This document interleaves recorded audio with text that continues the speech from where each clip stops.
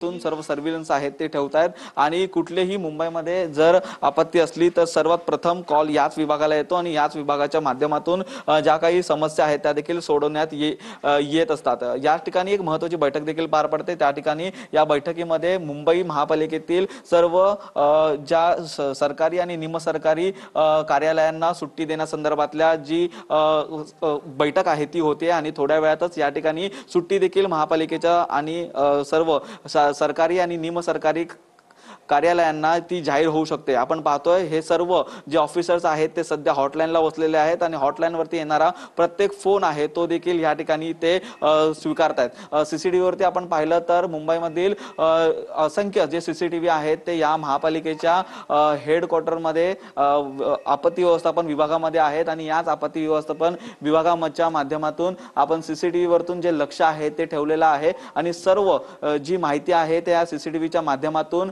महापालिकेला मिळते। कुठल्या विभागात जास्त पाणी आहे त्या विभागात सर्वप्रथम जे महापालिकेचं टीम आहे ती देखील आयोजित करण्यात येते आणि त्या ठिकाणाहून पाणी काढण्याचं आणि त्या ठिकाणी पाणी उपसा करण्याचा जो प्रयत्न आहे तो देखील केला जातोय। ही सर्व टीम आता सध्या महापालिकेमध्ये कार्यान्वित आहे। महापालिकेतील प्रत्येक नंबरवरती येणारा 1916 वरचा हॉटलाईन नंबर आहे तो स्वीकारतायत आणि या ठिकाणाहून मुंबईमधील सर्व माहिती आहे ती देखील या ठिकाणी स्वीकारताना पाहायला मिळतात। थोड्या वेळापूर्वीच या ठिकाणी आयुक्तांनी येऊन हा जो संपूर्णपणे आढावा आहे तो घेतलेला होता आणि या आढाव्याच्या माध्यमातून मुंबई महापालिकेमध्ये आणि सकल भागामध्ये पाणी साचल्याची माहिती आहे ती देखील मिळालेली आहे। त्यामुळे मुंबई महापालिकेतील सर्व आस्थापना असतील किंवा मग जी सरकारी आणि निमसरकारी ज्या काही